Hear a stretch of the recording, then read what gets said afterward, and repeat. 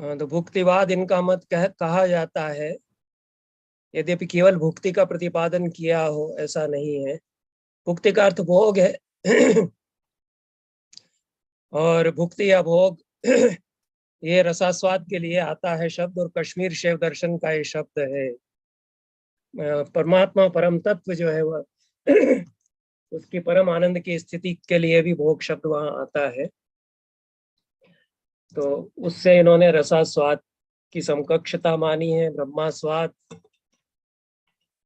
या शैवानंद, शिवत्व की अनुभूति, इसलिए भुक्तिवाद इसको कहा जाता है। भट्टनायक ने हृदय दर्पण नाम से ग्रंथ लिखा था।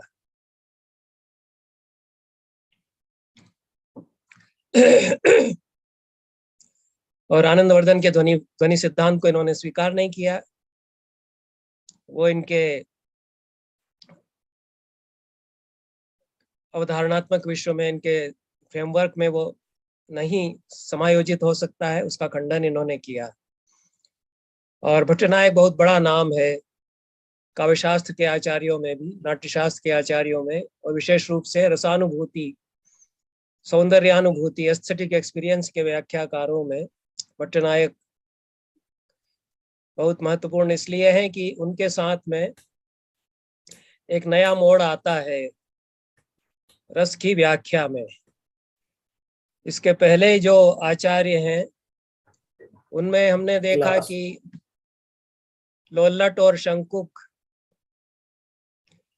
ये रंगमंच पर कैसे रस होता है उसकी व्याख्या करते हैं। और भरत मुनि ने भी रस सूत्र में अपने छठे अध्याय में उसी का प्रतिपादन किया था कि रंगमंच पर कैसे अभिनेता जो कुछ करके दिखाता है उसमें रस होता है। तो इसीलिए भरत मुनि ने कहा है कि तस्मात् नाट्य रसा इति व्याख्याता। नाट्य में रस है, नाट्य जो थिएटर किया जा रहा है उसमें रस है, तो उसमें रस कैसे आएगा इसकी व्याख्या करते हैं भरत मुनि। और उसी की व्याख्या प्रक्रिया की दृष्टि से विस्तार बताते हुए उसके सारे मनोवैज्ञानिक और सौंदर्य शास्त्रीय अभिप्रायों के साथ भट्ट लोल्लट और भट्ट शंकुक करते हैं।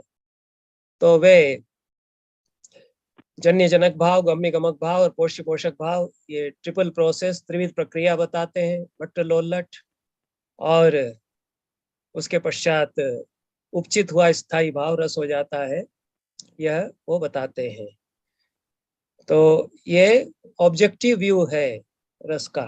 शंकुक में भी वही है कि अनुमिति कैसे होती है, जो अनुमान किया गया स्थायी भाव है वह रस है। तो अनुमान उसका कैसे रंगमंच पर हम करते हैं, रंगमंच पर जो कुछ हो रहा है उसको देखते हुए इसको वे बताते हैं। और अनुकृति और अनुमिति दो उन्होंने प्रक्रियाएं बताई। लोल्लट के मत को उन्होंने और विस्तार दिया, और लोल्लट ने ताद्रुप्य अनुसंधान कहा था।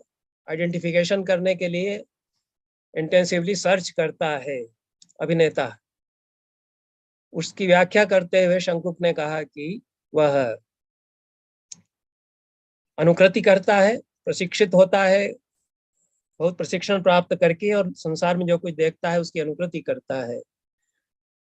अनुकृति के पश्चात वह जो कुछ करके दिखाता है उससे अनुमिति होती है, अनुमान होता है। और अनुमान किस किस तरह से होता है उसको उन्होंने लागू किया, अनुमान की प्रोसेस को। लेकिन उन्होंने ये कहा कि ये लौकिक अनुमान से भिन्न है, ये ध्यान रखना चाहिए। तो अभिनव गुप्त आदि ने या बाद के आचार्यों ने जो खंडन किया वो इस आधार पर कि जहां धुआं है वहां आग है, ये अनुमान हम करते हैं तो इससे कोई रसास्वाद नहीं होता। और अनुमान जो भी हम करेंगे उससे रसास्वाद कैसे होगा, क्योंकि अनुमान की प्रक्रिया बौद्धिक प्रक्रिया है, उसमें आस्वाद नहीं हो सकता है। शंकुक का कहना था कि ये लौकिक अनुमान से विलक्षण है।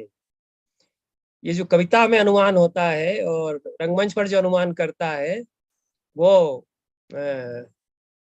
संसार के अनुभवों से विलक्षण है। उसकी विलक्षणता, उसकी यूनिक क्वालिटी बताने के लिए ही उन्होंने चित्रतुरगन न्याय का उदाहरण दिया।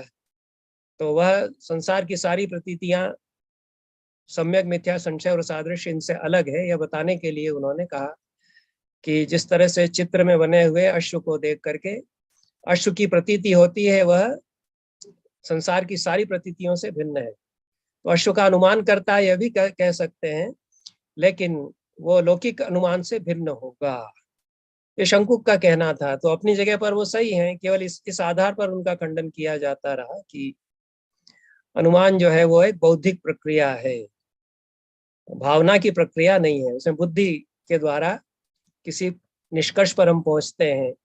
पहाड़ पर धुआं देख करके अग्नि है ऐसा अनुमान करते हैं तो बुद्धि से सोच करके करते हैं, तर्क से करते हैं। अनुमान में तर्क होता है। सर तो शंकु का एक बार ये सम्यक मिथ्या संशय प्रतीति वाला एक बार किसी उदाहरण से फिर से समझा दीजिए, कैसे इन चारों ही कैटेगरी में हम किसी चीज को समझते हैं। नहीं, ये तो उदाहरण मैंने, कोई भी जानवर हम देखते हैं मान लीजिए संसार में, तो उसको उन्होंने चित्र में जो उसी जानवर को देखेंगे तो उससे क्या अंतर होगा ये करके उन्होंने बताया ही है। तो किसी घोड़े को देखता है सामने तो यह घोड़ा ही है, यह सम्यक प्रतीति। सम्यक मतलब रियल जो है उसका ज्ञान, जो वास्तविकता है उसका ज्ञान होना है सम्यक प्रतीति। तो घोड़े को हम सामने देखते हैं, अश्व को सामने देखते हैं, तो यह वास्तविकता में उसकी प्रतीति हम करते हैं। लोक में जैसा हम उसको सामने दे रहे हैं, प्रत्यक्ष उसको देख ही रहे हैं।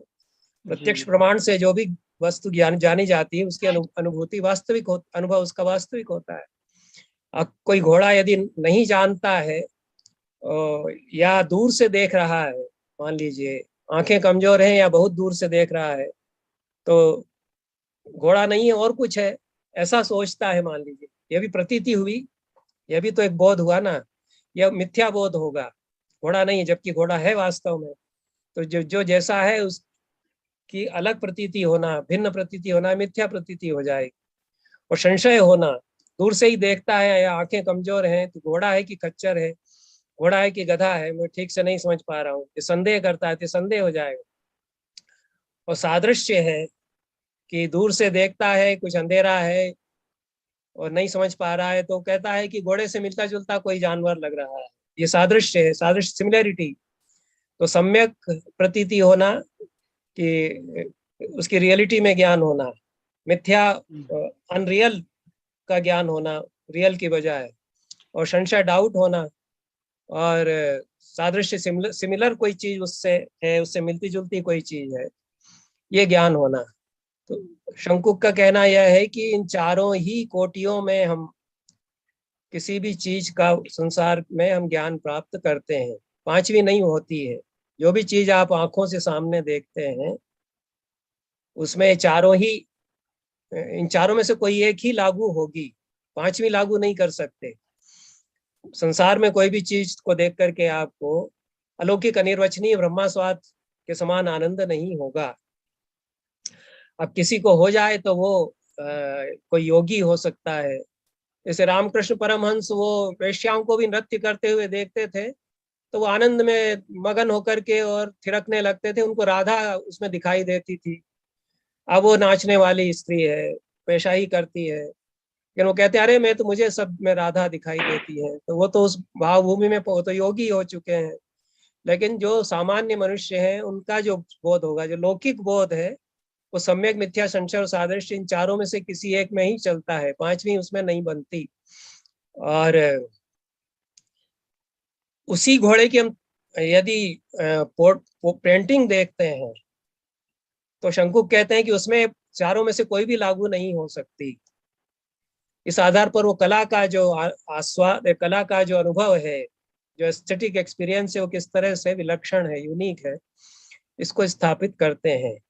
तो आप आंखों से सचमुच में घोड़ा सामने मैदान में चरता हुआ देख रहे हैं तो चारों में से कोई न कोई बोध आपको होगा ही, कोई एक होगा, चारों एक साथ नहीं होते हैं, या एक इनमें से चारों में से दो तीन एक साथ हो जाए ऐसा नहीं होता है, क्योंकि सम्यक का उल्टा मिथ्या है, दोनों एक साथ तो हो नहीं सकते कि रियलिटी का अनरियलिटी का ज्ञान एक साथ हो जाए, कि घोड़ा सचमुच में है घोड़ा नहीं है दोनों एक साथ कहे।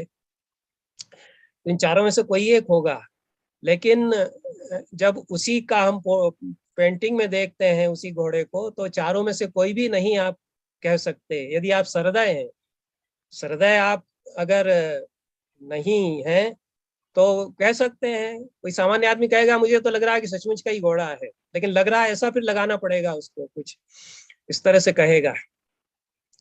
तो होता यह है कि ये चारों में से कोई भी उसमें लागू नहीं होता, तो चारों प्रतीतियों से विलक्षण प्रतीति वह होती है। ऐसा कला कलानुभूति की जो यूनिकनेस है, विलक्षणता है, उसको बताने के लिए शंकुक कहते हैं। तो ये लोलट और शंकुक के मत बहुत महत्वपूर्ण है, और ये उत्तरोत्तर विकास भी इनमें होता है। मतलब लोलट ने कोई गलत बात नहीं कही है, और जो लोलट ने कहा उसको कोलेरिज भी कहते हैं शायद, और जेबी प्रीस्ले कहते हैं। तो विलिंग सस्पेंशन ऑफ डिसबिलीफ, यही तो लोलट कह रहे हैं कि वो आरोप करता है तो जानबूझ के करता है अपने आनंद के लिए, कि ये नट है, ये राम को इतनी अच्छी तरह से करके दिखा रहा है, तो वह आरोप कर देता है राम का उसके ऊपर, और उससे आनंदित होता है उतनी देर के लिए, भले ही वो जानता हो कि सचमुच का राम नहीं है। तो शंकु को उसको और अच्छी तरह समझाते हैं कि सचमुच का राम समझ लेगा तब भी रसास्वाद नहीं होगा। अगर आपको ये लग गया कि हमारे सामने तो सचमुच में त्रेता युग के राम जी आ गए, तो आपको रसास्वाद नहीं होगा, आप भक्ति भाव में कुछ करने लगेंगे, कह रहे ये तो भगवान है। तो वो भी जो भरत मुनि का रस है उसके अनुसार रसास्वाद नहीं है। वो लीला का जो थिएटर है उसमें होता है, उसको भी फिर बाद में कहा गया, वो एक अलग है कैटेगरी लीला नाट्य की। तो उसमें भी कहीं ना कहीं तो जानता ही है कि ये एक्टर हैं, ये कृष्ण और राधा की झांकी है। तो ये सम्यक मिथ्या संशय और सादृश्य से लक्षण प्रतीति होती है, ऐसा उसके ही आरोपवाद को ही विस्तार देते हुए शंकुक कहते हैं। इसलिए इनमें विकास मानना चाहिए, और अपनी अपनी जगह पर सभी ने व्याख्या सही पर्सपेक्टिव से ही की है, ऐसा मानना चाहिए। हम लोगों को जो पढ़ाया जाता था कि उनका खंडन इन्होंने करके बताया कि ये गलत है, और लोलट का खंडन शंकुक ने किया, शंकुक का खंडन भट्टनायक ने, भट्टनायक का अभिनव गुप्त ने, इस तरह से। और अंत में अभिनव गुप्त का मत जो है वह सर्व विजयी हुआ। ऐसा नहीं हुआ, क्योंकि अभिनव गुप्त के बाद और भी मत आते रहे, और पंडित राज जगन्नाथ बहुत बड़े आचार्य हैं, वो और भी वैकल्पिक मत देते हैं, और प्रकारांतर से लोलट का मत वो लेकर के आते हैं कि ये भी होता है।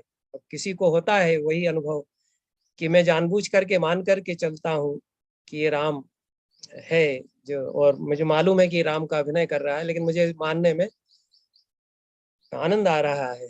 ये विलिंग सस्पेंशन ऑफ डिसबिलीफ में करता हूँ। ऐसा करके भी कोई नाटक देख सकता है, तो उसके लिए कोई, हम ये थोड़ी कह सकते कि अभिनव गुप्त को नहीं मानोगे तो तुमको बाहर निकाल देंगे, तुम नाटक देखने के पात्र नहीं हो। तो ये तो एक जो कॉलोनाइज्ड वे ऑफ थिंकिंग था कि कोई एक विजय होता है, एक तंत्रात्मकता होती है। हमारे विचारधाराओं में भी वो लोग ये करना चाहते थे, कॉलोनाइजर्स। उसके हिसाब से फिर हमारे पाठ्यक्रम पढ़ाए जाने लगे, उन्होंने जो शिक्षा नीतियां बनाई। तो बाद में जो अध्ययन हुए उनमें हम ये देखते हैं कि ये उत्तरोत्तर विकास इनमें, और इनका एक पर्सपेक्टिव है, एक ऑब्जेक्टिव पर्सपेक्टिव है, वस्तुनिष्ठ दृष्टि है, और दूसरी विषयनिष्ठ दृष्टि है। सब्जेक्टिविटी और ऑब्जेक्टिविटी के पर्सपेक्टिव से ये व्याख्याएं करते हैं, ये हम मान सकते हैं। इतनी जो है भूमिका के बाद हम फिर से आते हैं भट्टनायक पर। तो भट्टनायक में हम देखते हैं कि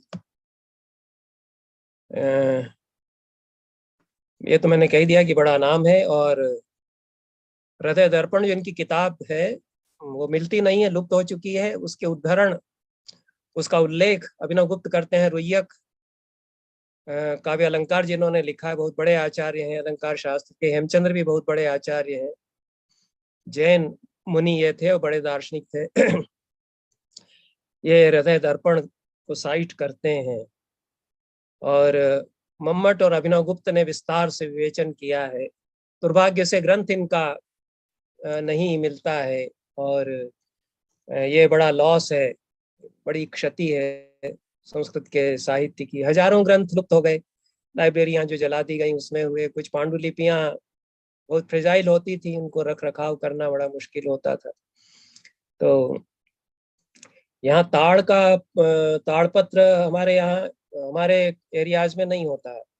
भोजपत्र होता था। भोजपत्र बहुत नाजुक होता है, तो वो जल्दी क्षरित होता है, तो भोजपत्र की पांडुलिपियां जल्दी खत्म हुई। और साउथ में, दक्षिण में जहाँ ताड़पत्र पर लिखी जाती थी और लकड़ी के पट्टियों पर भी लिखते थे, तो वहाँ मैन्युस्क्रिप्ट्स ज्यादा बचे रहे, पोथियां। तो ये तो सब आचार्य कश्मीर के थे, वहाँ तो ताड़पत्र मिलेगा नहीं, भोजपत्र के ही का ही इस्तेमाल करते थे। तो वहाँ पांडुलिपियां बहुत नष्ट हुई और भट्टनायक की पुस्तक भी लुप्त हो गई। लेकिन ये Bhattanayak was a celebrated name, बड़े थिंकर, बहुत बड़े विचारक, और बहुत ही गहरी अंतर्दृष्टि के साथ उन्होंने व्याख्या की। और जो उन्होंने पूरा पर्सपेक्टिव बदल दिया, जो मैंने कहा है कि भट्टनायक के साथ में एक टर्निंग पॉइंट आता है, एक नया मोड़ आ जाता है पूरे रस सिद्धांत के विवेचन में, कि जो सारी ऑब्जेक्टिविटी है भरत मुनि में भी है वह, और लोलट और शंकुक में भी है, उसको उन्होंने सब्जेक्टिविटी में रूपांतरित कर दिया। उन्होंने उसको, जो विषय है, उसके स्थान पर विषयी का विचार किया। तो विषयी कौन है? कि प्रमाता।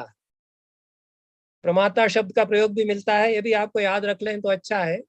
ये फिलॉसफी से लिए हमारे यहाँ काव्यशास्त्र में और नाट्यशास्त्र के बाद के आचार्यों ने ये शब्द। तो न्याय दर्शन में प्रमाण का विवेचन होता है। तो प्रमाण में जो ज्ञान का साधन है उसको प्रमाण कहते हैं। जो ज्ञान प्राप्त किया जाता है वह प्रमेय है, और प्रमा भी कहते हैं उसको, और प्रमाता कहते हैं जो ज्ञान प्राप्त करने वाला है। तो प्रमाता, प्रमेय और प्रमा,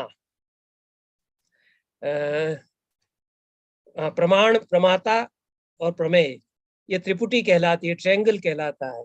तो किसी भी ज्ञान की प्रक्रिया इस ट्रायंगल से पूरी होती है। तो इसके ये जो लॉजिक का फ्रेमवर्क था न्याय दर्शन का, इसको लागू करते हैं बाद के जितने हमारे रस सिद्धांत के आचार्य हैं। तो जो प्रमेय निष्ठ जो था पूरा विवेचन, कि जो रचा जा रहा है रंगमंच पर, उस पर केंद्रित जो जितना विवेचन था, उसको पट्टनायक ने प्रमातृनिष्ठ कर दिया। प्रमाता पर उन्होंने फोकस कर दिया, मतलब रसिक हृदय को केंद्र में रखते हुए उसके अनुभव की दृष्टि से उन्होंने व्याख्या की। उसके अनुभव को भट्ट लोल्लट और भट्ट शंकुक भी स्पर्श करते हैं, पर बेसिकली मूलतः उनका जो फोकस है वो नट क्या क्या कर रहा है, वो कैसे कर रहा है, वो अनुकृति करता है, वो प्रशिक्षण प्राप्त करता है, जो जो करता है उससे अनुमिति हो जाती है, ऐसा वो कहते हैं। और ये जो ट्रिपल प्रोसेस भट्ट लोल्लट बताते हैं, उसमें भी विभाव रंगमंच पर आते हैं, तो विभावों को अच्छी तरह से करके दिखाता है अभिनेता। उन विभावों से गम्य गमक भाव, उन विभावों से जन्य जनक भाव पहले होता है, फिर अनुभाव हो जाते हैं उन विभावों से उत्पन्न, तो उन विभावों में अनुभाव उत्पन्न हो जाते हैं, तो उनसे गम्य गमक भाव हो जाता है, और गम्य गमक भाव जो अनुभावों में होता है उसके पश्चात फिर संचारी भाव हो जाते हैं, तो उससे पोष्य पोषक भाव हो जाता है। तो रंगमंच पर ही सारी प्रक्रिया घटित होती है। तो इसको भट्टनायक, जो पूरा एक एस्पेक्ट छूट जाता है, वो रसिक का अनुभव है, वो उसकी दृष्टि से फिर उसको वो पूर्ति करते हैं, ये हम कह सकते हैं। सर एक बार प्रमाता, प्रमाद, प्रमेय का जो ट्रायंगल आपने बताया, यही हाँ, तीनों होगा ना? प्रमाता, प्रमाद, प्रमेय? नहीं, प्रमाता तो हुआ रिसीविंग एंड पर, वो सबसे बाद में आएगा।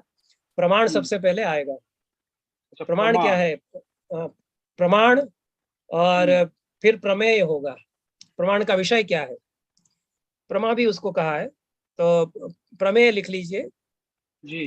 प्रमाण, प्रमेय और प्रमाता, ये चलेगा। प्रमाण सबसे पहले आएगा, क्योंकि वो साधन है, साधन पहले आएगा, फिर साध्य जी। आएगा, तो साधन से साध्य का ज्ञान होगा, और हम्म। ज्ञान प्राप्त करने वाला एक एंड पर होगा। तो साधन, साध्य और साधक, ये भी कह सकते हैं, लेकिन वो फिलोसफिकल और लॉजिक की शब्दावली नहीं है। लॉजिक की, जो हमारी फिलॉसफी की न्याय दर्शन की शब्दावली है, वो प्रमाण, प्रमेय और प्रमाता, यह है। तो इसको ट्रायंगल त्रिपुटी कहते हैं। इसी को रस रसानुभूति पर लागू वो करते हैं। तो ये प्रमाण और प्रमेय की दृष्टि से लोल्लट और शंकु के मत विशेष रूप से विवेचन करते हैं। इसको सर नॉलेज नोवर और नोन कहा जा सकता है? नॉलेज नोवर, नोवर तो हो जाएगा प्रमाता और नोवन हो जाएगा प्रमेय। नॉलेज नॉलेज की जगह मीन्स ऑफ नॉलेज होगा, जो ज्ञान के साधन है और प्रमाण है। तो क्योंकि नॉलेज तो प्रमेय ही हो गया, तो मीन्स ऑफ नॉलेज और नोवर, और बीच में रहेगा, आप क्या कह रहे हैं? नोन। नोन, हाँ। तो मीन्स ऑफ नॉलेज नोन और नोअर, ये भी कह सकते हैं, कह सकते हैं। तो भट्टनायक का ये मत है, जिसको भुक्तिवाद कहते हैं। अब भुक्तिवाद में इनका मत क्या है, ये थोड़ा सा, चूंकि मनोवैज्ञानिक और दार्शनिक बहुत है इसमें, और इसमें हाईली फिलोसॉफिकली लोडेड टर्म्स का प्रयोग भी भट्टनायक और अभिनवगुप्त दोनों के मतों में आता है। तो बहुत सरल ढंग से हम बताने की कोशिश करते हैं। भट्टनायक कहते हैं कि ताटस्थ्य से रस की प्रतीति नहीं हो सकती, आत्मगत रूप में भी रस की प्रतीति नहीं हो सकती। मतलब यदि कोई तटस्थ है कि मैं डिटेच्ड होकर के देख रहा हूं, तो रस की प्रतीति कैसे हो सकती है? ये आपत्ति आती है लोल्लट और शंकुक के अनुसार, क्योंकि वो दर्शक प्रेक्षक की दृष्टि से विचार करते नहीं है। तो रंगमंच पर जो हो रहा है उसको वो बताते हैं कि क्या क्या हो रहा है, उसमें रस कैसे बन रहा है। जैसे भरत मुनि कहते हैं कि जैसे स्वाद अच्छी सी डिश कोई बनाता है, कुक, रसोईया, तो उसमें स्वाद कैसे आता है, तो इस कितने इंग्रेडिएंट्स उसमें मिलते हैं, उसी तरह से विवाह अनुभाव संचारी भाव के इंग्रेडिएंट्स मिला करके बढ़िया रेसिपी रंगमंच पर अभिनेता तैयार करके परसता है। अब जो खाने वाला है उसकी तरफ उतना ही कहते हैं कि वो आनंदित होते हैं सहृदय उसको आस्वाद लेकर के।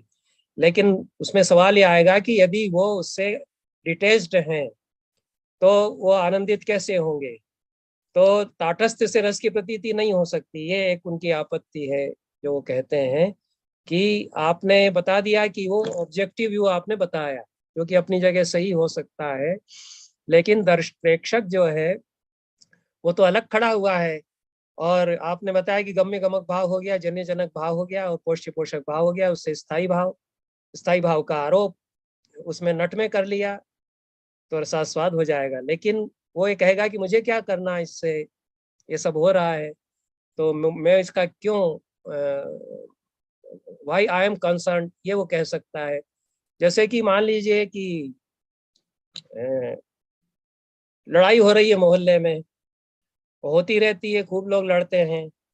तो अब हमको लगता है कि हमें क्या करना है भाई, दूसरे के फटे में हम क्यों टांग अड़ाएं, कोई लड़ रहे हैं अपना अलग डिटेच्ड हैं। और कुछ लोग तमाशा भी देखते हैं तो वो दूर खड़े अपना अच्छा है, खूब लड़ रहे हैं, पिटने दो, ये सोच के आनंद ले सकते हैं, लेकिन वो रसास्वाद नहीं होगा। तो ताटस्थ्य से रस की प्रतीति नहीं हो सकती, अगर डिटेच्ड है प्रेक्षक तो रस की प्रतीति नहीं होगी। और जो लोल्लट ने कहा कि मूल पात्र में ही स्थायी भाव रहता है, उसके भीतर रहता है, तो उससे भी कैसे प्रतीति होगी? वो दर्शक कहेगा कि मुझे क्या करना, दुष्यंत ने प्रेम किया तो मेरा क्या उससे बनता बिगड़ता है, करता रहे प्रेम। तो दुष्यंत को ये दिखा रहा है, दुष्यंत प्रेम कर रहा है शकुंतला से, तो जो देखने वाला है वो कह सकता है कि मुझे क्या लेना देना भाई, ये प्रेम कर रहे हैं। जैसे पार्क में लड़के लड़की प्रेम कर रहे हैं तो हमें क्या करना भाई, हम जाके कुछ कहें भैया क्या कर रहे हो तुम लोग, तो उल्टे हमसे ही वो लड़ सकते हैं, तो हमको कुछ नहीं करना। तो जब तक हम उसमें डिटेच्ड हैं तो हम हमारा कोई सरोकार नहीं होगा, सरोकार नहीं होगा तो रसास्वाद कैसे हो सकता है? और जो जो पात्र है, कैरेक्टर है, उसमें कैसे हो सकती है रस की प्रतीति, उसमें रस कैसे हो सकता है? क्योंकि हमें मालूम ही नहीं है कि उसने रसास्वाद किया कि क्या किया, हमने तो देखा नहीं। सचमुच का जो दुष्यंत है उसको क्या रसास्वाद हुआ? शकुंतला से प्रेम करके, ये हमें क्या मालूम। तो इसलिए आत्मगत भी नहीं हम कह सकते कि रस की प्रतीति हुई। और ये जो नट है ये भी तटस्थ है, तो इसमें भी नहीं होगी। जो अभिनेता है वो अलग है पात्र से, कैरेक्टर से, तो अभिनेता को भी कैसे आस्वाद होगा, रसास्वाद, ये आपत्तियां आती हैं। तो न तो पात्र में रस है न नट में रस है, और ये दोनों तटस्थ हैं, इसलिए इन दोनों को रसानुभूति नहीं हो सकती। इतनी बातें वो कहते हैं। तब अगर अभिव्यक्ति मानते हैं तो अभिव्यक्ति भी नहीं मान सकते वो कहते हैं, लेकिन सहृदय को प्रतीति कैसे होती है, जब तक ये हम सहृदय सोचता रहेगा कि मैं इससे तटस्थ हूँ, तो उसको प्रतीति नहीं होगी। तो ये तीसरा पॉइंट वो उसके साथ बताते हैं कि न तो नट को हो सकती है न कैरेक्टर को हो सकती है, और जैसी प्रक्रिया शंकु को लोलट बता रहे हैं उसके हिसाब से तो फिर प्रेक्षक को भी कैसे होगी, क्योंकि जो दुष्यंत और शकुंतला को दिखा रहा है अभिनेता या अभिनेत्री, वो तद्देश तत्काल विशिष्ट है, और जो प्रेक्षक है वो एतद्देश एतत्काल विशिष्ट है। ये शब्दावली आती है, ये शास्त्रीय शब्दावली है। इसका आशय यह है कि जो दुष्यंत और शकुंतला वो रंगमंच पर दिखा रहा है वो एक जमाने में हजारों साल पहले हुए थे। ये जानता है कि ये पुरानी कहानी है, पुराने जमाने की कहानी है ये। तो वो उस जमाने के लोग हैं। एक जमाने में चक्रवर्ती राजा दुष्यंत हुए थे, उनके पुत्र भरत के नाम पर भारतवर्ष पड़ा है, जो कुछ भी है। तो ये उनका किस्सा बता रहे हैं, हमें क्या इससे लेना देना। और उसने प्रेम किया तो मेरा क्या उससे होता है, मुझे क्या हासिल हुआ। अरे दुष्यंत ने प्रेम किया, मुझे तो नहीं कुछ मिला उससे, यही वह सोचेगा। तो वो तद्देश तत्काल विशिष्ट है और मैं एतद्देश एतत्काल विशिष्ट हूँ। वो उस जमाने के लोग हैं और मैं इस जमाने का आदमी हूँ, तो मैं कैसे उससे रसानुभूति कर सकता हूँ। कई लोग इसलिए पुराना नाटक पसंद भी नहीं करते हैं कि कहाँ आप ये पुराणों के नाटक आप पौराणिक उस पर दिखा रहे हैं, और कंटेम्प्रेरी थीम क्यों नहीं है। संस्कृत नाटक देखते हुए कई लोग यही पूछते हैं कि आपके यहाँ कोई कंटेम्प्रेरी नाटक नहीं लिखे जाते हैं। हालांकि खूब लिखे गए हैं, होते भी हैं, लेकिन आनंद उनमें चूंकि ज्यादा है, कालिदास आदि के नाटकों में तो वो ज्यादा होते हैं। तो वो आनंद कैसे होगा अगर ये तद्देश तत्काल वैशिष्ट उसका और एतद्देश एतत्काल वैशिष्ट हमारा ये बना रहेगा, ये भट्टनायक कहते हैं। तो हम ये सोचते रह जाते हैं कि उस जमाने के हैं और हम इस जमाने के हैं, सरल भाषा में ये कहते हैं। ये सवाल वो उठाते हैं, ये शंकु को लोलट नहीं बताते। वो मान लेते हैं कि वो आरोप जैसे ही उसने किया तो उसको आनंद, क्योंकि अनुभव है भाई, आनंद ले तभी तो बैठा हुआ है देखने के लिए। अगर वो ये सोच रहा है कि मुझे क्या करना, उठ के चला जाए, तो ये सवाल इस पर विचार नहीं करते लोलट और शंकुक, क्योंकि उनके लिए इस पर विचार करने की जरूरत नहीं है। वो उसकी टेक्निकल प्रोसेस बता रहे हैं ऑब्जेक्टिवली, उनका कंसर्न उससे है। विचार करने लगते तो उस हिसाब से बताते, लेकिन उनको करने की जरूरत नहीं है। वो रंगमंच की अभिनेता की दृष्टि से ही उनको बताना है। तो इसलिए शंकुक ने ये भट्टनायक ने कहा कि ये उन्होंने नहीं कहा कि प्रेक्षक आरोप भी कर ले, मान लीजिए अनुमिति भी कर ले जैसा शंकुक कह रहा है, तो वो आस्वाद उसको कैसे होगा, अनिर्वचनीय अलौकिक आनंद उसको कैसे आएगा, क्योंकि ये बैरियर है। तो इसको फिर भट्टनायक ने बहुत खूबसूरती से बताया कि एक बैरियर हमेशा रहता है। एक एक नाटक के संसार और हमारे संसार के बीच में एक तरह से बाधा है। वो बाधा जब तक दूर नहीं होगी तब तक रसास्वाद नहीं हो सकता। इसलिए वो शंकुक और भट्ट लोलट से आगे की बात करते हैं और सब्जेक्टिवली फिर उसको समझाते हैं। ये सब्जेक्टिविटी की दृष्टि से उसको, विषयी निष्ठता की दृष्टि से उसको समझाते हैं। बाकी उन्होंने अभिव्यक्तिवाद का भी खंडन किया, जो आनंदवर्धन के साथ आ गया था, व्यंजनावाद और अभिव्यक्तिवाद। ये रस जो है मैनिफेस्ट होता है, कोई चीज जो है वह अव्यक्त से व्यक्त होती है, उस तरह से रस जो है अव्यक्त से व्यक्त हो जाता है। तो कहते हैं कि ऐसा कैसे हो जाएगा। और उत्पत्ति मानी है लोलट ने, तो उत्पत्ति कैसे होगी। तो अभिव्यक्ति और उत्पत्ति दोनों पर आपत्ति आती है। भट्टनायक बहुत जबरदस्त तार्किक थे। तो वो कहते हैं कि ना तो उत्पन्न हुआ ऐसा कह सकते हैं आप रस के बारे में, और ना ये कह सकते हैं कि अभिव्यक्त हुआ। दरअसल में तो कहते भी नहीं है, भट्टलोल्लट रस उत्पन्न हुआ ये नहीं कहते हैं, स्थायी भाव उत्पन्न हुआ। वो जन्य जनक भाव किस में मानते हैं? विभाव और स्थायी भाव के बीच में, तो स्थायी भाव उत्पन्न होता है। अब रस का क्या होता है, जो आस्वाद हो रहा है उसका क्या होता है वो बताते नहीं है। तो अब उसको यदि कोई गलत आरोप कर लेगा कि वो उत्पत्ति रस की बता रहे हैं, तो ये आपत्ति उसमें कहे अब आती है, जो भट्टनायक उठाते हैं कि उत्पत्ति कैसे मान सकते हैं, क्योंकि उत्पत्ति उसकी होती है, उसके लिए कारण कार्य संबंध पर विचार करना होता है, और कार्य कारण का एक सिद्धांत है, माना हुआ सिद्धांत है। तो कारण के नष्ट होने पर भी कार्य बना रह सकता है, ये तो सिद्धांत है ही है कि कारण हमने हटा दिया तो कार्य बना रहेगा। करघे पर हमने कपड़ा बुना, तो उसमें करघा एक साधन है, कारण है। जो धागे हमने लगाए थे वो भी उसके कारण है, और सारी सामग्री कपड़ा जो हमने बना लिया है तो हमने उसको पहन लिया। अब वो सब मान लीजिए कि उस कारखाने में ही आग लग गई या करघा खत्म हो गया, और वो सब जो बनाने वाला था वो भी कारण है। वो निमित्त कारण कुछ हो सकते हैं, जो जुलाहा है उसके काम धंधे नष्ट हो गए तो सब चले गए, फिर भी उसकी शर्ट बनाई हुई मैं पहन रहा हूँ, तो कार्य मौजूद है कारण के नष्ट होने पर भी। ये कार्य कारण सिद्धांत जो दर्शन में बताया जाता है उसमें बताया जाता है, लेकिन रस में ऐसा नहीं होता। जो चीज उत्पन्न होती है उसमें कार्य कारण सिद्धांत लागू होता है, और कारण के नष्ट होने पर भी कार्य वहां बना रहता है। यहाँ पर जो कारण है उनके नष्ट होने पर कार्य नहीं बना रहता। कारण यहाँ क्या है कि विभाव अनुभाव संचारी भाव कारण है। तो जो रंगमंच पर प्रस्तुत किए जा रहे हैं, कविता में जिनका वर्णन हो रहा है, विभाव अनुभाव संचारी भाव, वो जब सामने से हट जाएंगे तो रसास्वाद भी खत्म हो जाएगा। क्योंकि आप जो नाटक देख रहे हैं, जब तक वो अभिनय कर रहा है तब तक ही आप हंस रहे हैं, रो रहे हैं, गा रहे हैं, खुश हो रहे हैं, या देख करके आनंदित हो रहे हैं। जैसे ही पर्दा गिरेगा और वो कहेगा कि आप जाइए अपने घर और नाटक समाप्त हुआ, धन्यवाद आपको, वैसे ही आप उठते हैं, अपनी दुनिया में वापस आ जाते हैं, तो रसास्वाद सब आपका खत्म हो गया। एक दुनिया से दूसरी दुनिया में आप वापस आ गए। वो दुनिया तभी तक है जब तक उसकी कारण सामग्री है, तो कार्य कारण सिद्धांत उस पर लागू नहीं कर सकते। इसलिए लोल्लट के मत पर यह आपत्ति आती है कि वो उत्पन्न हुआ मानते हैं। उत्पन्न हुआ मानते हैं तो कार्य कारण सिद्धांत वहां खंडित हो जाता है, क्योंकि रस को कार्य मानना पड़ता है।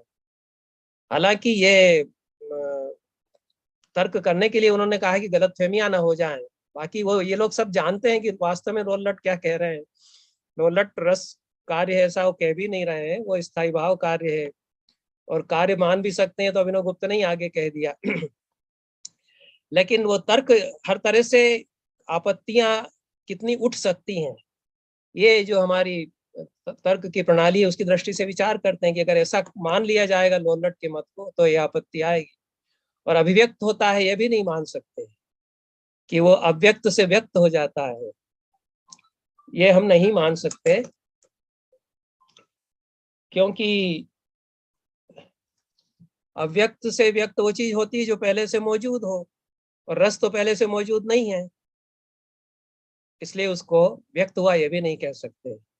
जैसे अंधेरे में कोई वस्तु रखी हुई है मान लीजिए, और घुप अंधेरा है, मुझे नहीं दिखाई दे रही है, कोई लड़की खड़ी हुई है, बहुत घुप अंधेरा है और सामने क्या है मैं नहीं देख पा रहा हूँ, और तभी जो है टार्च की रोशनी उस पर मैं डालता हूँ तो व्यक्त हो जाती है। तो लड़की वहां पहले से थी और रोशनी उस पर डाली गई तो व्यक्त हो गई, तो अव्यक्त से व्यक्त हो गई।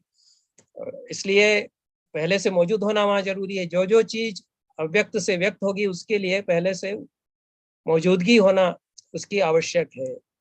तो पूर्वोपस्थित की ही अभिव्यक्ति हो सकती है, पूर्व विद्यमान की ही अभिव्यक्ति हो सकती है। That which exist would manifest. अगर नॉन एग्जिस्टेंट है तो मैनिफेस्ट नहीं होगा, अभिव्यक्त नहीं होगा। तो इसलिए भट्टनायक कहते हैं कि अभिव्यक्तिवाद भी नहीं बनता, जो आनंदवर्धन आदि मानते हैं। अभिनव गुप्त तो उनके बाद में आए।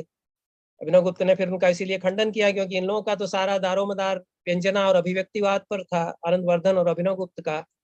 तो भट्टनायक इसीलिए उनके प्रतिपक्षी हुए। हालांकि भट्टनायक का लोहा उन्होंने बहुत माना और बहुत स्वीकार किया कि भट्टनायक ने बड़ी व्याख्या की है।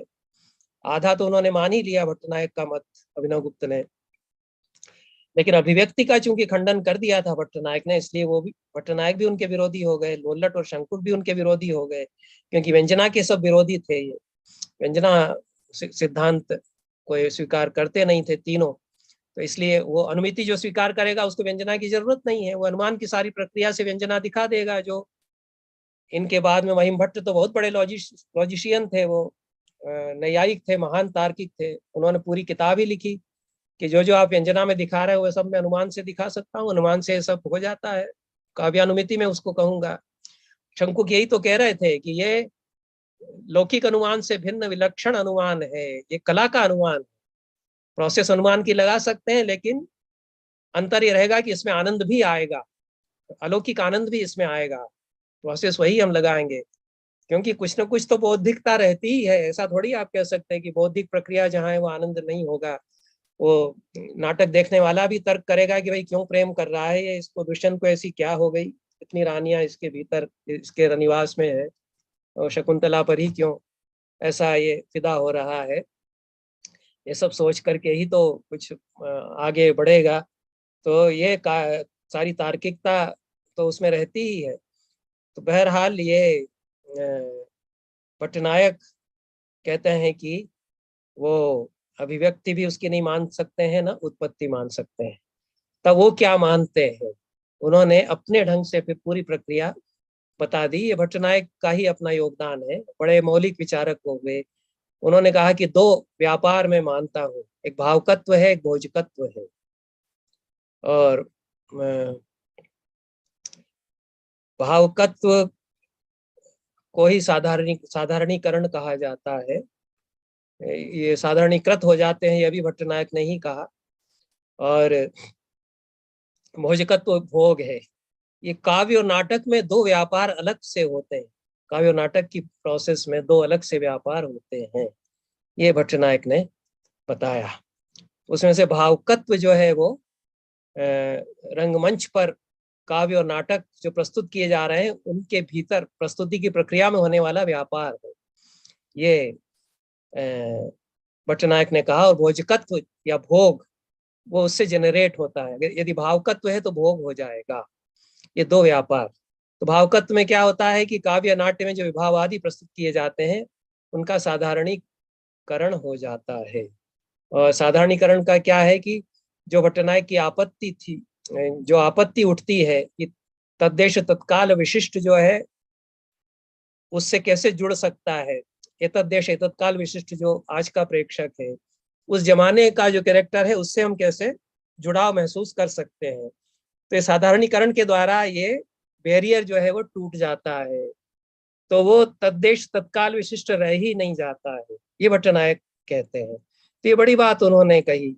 तो ये जो जब तक ये सोचता रहेगा कि ये त्रेता युग में महाराज दुष्यंत हुए थे, ये उनकी नकल या उनकी अनुकृति कर रहा है, उनके जैसा दिखा रहा है या जो कुछ भी कर रहा है, तो मुझे इससे क्या हासिल होगा, मुझे इससे क्या लेना देना, तो रसास्वाद नहीं हो सकता। लेकिन वो त्रेतायुग का दुष्यंत है, ये ही सोचना बंद हो जाता है। तो तद्देश तत्काल वैशिष्ट ही छूट जाता है, ऐसा कहते हैं भट्टनायक। वो कैसे होता है, ये तो शंकुक और लोल्लट दोनों ही कह रहे हैं कि नट इतनी कुशलता से अभिनय करता है तो उसमें वो आरोप और अनुमिति होने लगती है। उसको फिर सूक्ष्म दृष्टि से, प्रेक्षक की दृष्टि से भट्टनायक ने समझाते हुए कहा कि ये जो कुशलता से अभिनय किया जाना या कवि के द्वारा बहुत सुंदर ढंग से वर्णन किया जाना, ये उस बैरियर को तोड़ देता है जो इस जमाने का और उस जमाने का, इसकी वजह से जो बीच में एक दीवार है वो टूट जाती है। तो ये ना तो उस जमाने का है ये, और ना मैं इस जमाने का हूँ, ऐसा सरल भाषा में आप कह सकते हैं। तो तद्देश तत्काल वैशिष्ट का परिहार या छूट जाना, तो ये तद्देश तत्काल वैशिष्ट का परिहार, ये अभिनवगुप्त इसमें जोड़ते हैं बाद में। तो भट्टनायक ने कहा कि साधारणीकृत हो जाते हैं विभावादी। उन्होंने विभावादी का साधारणीकरण बताया। तो दुष्यंत, राम, शकुंतला, सीता आदि जो पात्र अभिनीत किए जाते हुए अभिनेताओं के द्वारा देखता है दर्शक या प्रेक्षक, वो साधारणीकृत हो जाते हैं। साधारणीकृत का मतलब वो उस जमाने के हैं और वो मुझसे बहुत अलग हैं, ये इस बोध का खत्म हो जाना। तो साधारण मतलब मामूली से आशय नहीं है। साधारण साधारण मतलब जो कॉमनलाइजेशन भी इसका अनुवाद करते थे, हालांकि वो अच्छा नहीं माना गया। फिर यूनिवर्सलाइजेशन भी अनुवाद किया गया और कोई अनुवाद इसका बहुत अच्छा नहीं माना गया है।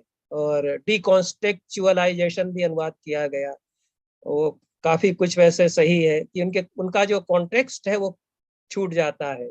कॉन्टेक्स्ट, जिस कॉन्टेक्स्ट से वो बंधे हुए हैं कैरेक्टर्स, वो उनके कॉन्टेक्स्ट निकल जाते हैं। कॉन्टेक्स्ट उनके क्या है कि वो त्रेता युग का है, तो उनके जो पर्टिकुलरिटीज हैं कह सकते हैं वो खत्म हो जाती हैं। पर्टिकुलरिटीज उनकी क्या है कि दुष्यंत तो शकुंतलात तो उनकी पर्टिकुलरिटीज हैं। ये भी न्याय की भाषा है। तो हर हर वस्तु की, हर कैटेगरी की अपनी पहचान होती है। गाय की पहचान क्या है कि गो में गोत्व जाति उसकी पहचान है। मनुष्य की पहचान क्या है? मनुष्यत्व जाति उसकी पहचान है। दुष्यंत की पहचान क्या है कि दुष्यंतत्व उसकी पहचान है। ये फिलोसफिकली बताया जाता है, संसार के अनुभव की दृष्टि से नहीं है। तो ये लॉजिक की दृष्टि से भट्टनायक उसी लॉजिक को अप्लाई करते हुए कहते हैं कि दुष्यंतत्व और शकुंतलात को उनके निकल जाते हैं। उसका आशय यह है कि दुष्यंत और शकुंत हाँ, वही विलिंग सस्पेंशन ऑफ डिसबिलीफ के ही करीब तो पहुंच गया फिर ये। उसके करीब तो ये लोल्लट का मत बहुत अप्रोक्सीमेट उसको करता है, लेकिन भट्टनायक उससे बाहर की बात करते हैं, क्योंकि विलिंग सस्पेंशन ऑफ डिसबिलीफ में वो हाँ डिकॉन्टेक्चुअलाइजेशन भी करता ही है। वो उतनी देर के लिए वो ये सोचता है कि मैं इनको मानना बंद कर देता हूँ, लेकिन वो निर्विषयीकरण जिसको कह रहे हैं कि पर्टिकुलरिटीज का निकल जाना, पर्टिकुलरिटीज का निकल जाना कहाँ हुआ? विलिंग सस्पेंशन ऑफ डिसबिलीफ में ये सवाल आता है। उनके जो जितने भी उनके विषय, जितने भी उनके विशिष्ट संबंध हैं वो निकल जाते हैं। उनके विशिष्ट संबंध क्या है कि वो त्रेता युग के हैं, वो चक्रवर्ती हैं, वो महान राजा हैं, उनका नाम दुष्यंत है, और ये शकुंतला है, ये कण्व की बेटी है, बड़े ऋषि की कन्या है, और ये उस समय की है। ये सारे उनके पर्टिकुलर रेफरेंसेस हैं, ये निकल जाते हैं। ये भट्टनायक का कहना था। तो ये पूरी तरह से मेरे ख्याल में उसमें नहीं आता, और शायद लोल्लट का जितना मत है वो विलिंग सस्पेंशन ऑफ डिसबिलीफ की व्याख्या के लिए माना जा सकता है। तो ये जो उसको उनके विषय विशेष से संबंध का निकल जाना, देश विशेष काल विशेष से संबंध का खत्म हो जाना, ये प्रक्रिया होती है। इसी को साधारणीकरण उन्होंने कहा। अब जटिल प्रक्रिया है, इसलिए आप तुलनाएं कर सकते हैं, क्योंकि जो भी एस्थेटिक एक्सपीरियंस को बताएंगे उसके आसपास तो पहुंचेंगे ही। उसके बाद दूसरा जो व्यापार होता है, ये तो भट्टनायक ने कहा कि भावकत्व है, इसी को साधारणीकरण भी कह सकते हैं, कहते हैं। और विभाव अनुभव संचारी भावों का साधारणीकरण इसमें हो जाता है। साधारणीकरण से फिर जनरेट होता है सार्वजनीन अनुभव, क्योंकि सार्वजनिक हो गए। सार्वजनिक मतलब पब्लिक फिगर हो गए ऐसा नहीं है, जिसे सार्वजनिक आजकल कहते हैं। मतलब यूनिवर्सल वो हो गए एक तरह से, त्रेतायुग के दुष्यंत नहीं रह गए।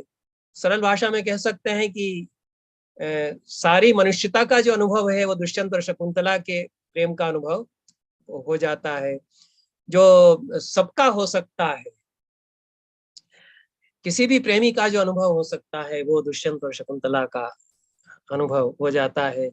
अपनी पत्नी के अपहरण किए जाने पर अन्याय से लड़ने के लिए जो अनुभव हो सकता है किसी भी मनुष्य का, वो राम का अनुभव हो जाता है, यदि रामायण से संबंधित नाटक है। तो इस तरह से ये साधारणीकरण जो होता है वह इस सार्वजनीन अनुभव को जनरेट करता है, उत्पन्न करता है कि यह तो सबका अनुभव है, तो ये नहीं होगा कि ये मेरा अनुभव है, तो पर्टिकुलरिटीज नहीं रहेंगी। अब ये सार्वजनीन जो अनुभव हुआ, इसको प्रकाश और विमर्श से युक्त अपनी चेतना में वह रमाता है, इसी को भोग कहा है पट्टनायक ने। तो यह प्रकाश और विमर्श से युक्त चैतन्य में उसकी विश्रांति होना, उसका रम जाना, विश्रांति शब्द का प्रयोग पट्टनायक ने शायद किया था, यह भी शैव दर्शन का शब्द है। प्रकाश और क्या बोला सर? प्रकाश विमर्श, ये तो इसमें लिखा हुआ है, आपको दिखाई दे रहा होगा सबसे आखिरी जी अंतिम पंक्ति में। प्रकाश ये शैव दर्शन के शब्द हैं जी, ये शैव दर्शन के शब्द हैं, प्रकाश और विमर्श। शिव प्रकाश रूप है, शक्ति विमर्श रूप है। प्रकाश और विमर्श से सृष्टि होती है, ये वहाँ प्रक्रिया है, और अंत में प्रकाश और विमर्श के द्वारा चेतना में विश्रांति होती है, वही शेष बचता है। तो उसके आधार पर इन्होंने व्याख्या की। यह शैव दर्शन पहली बार इसमें आ जाता है। और शंकु के बारे में कहा गया कि वो नैयायिक थे, न्याय दर्शन, क्योंकि अनुमान तो न्याय दर्शन में बताया गया है। और भट्टलोल्लट के बारे में कहा गया कि वो मीमांसक थे इत्यादि। तो ये भट्टनायक ने फिर प्रकाश और विमर्श से युक्त चेतना में उसकी विश्रांति होना, इस स्थिति को भोग माना, और ये हृदय के भीतर होती है, ये उन्होंने कहा। ये उनकी रस की व्याख्या है मोटे तौर पर। अब इतनी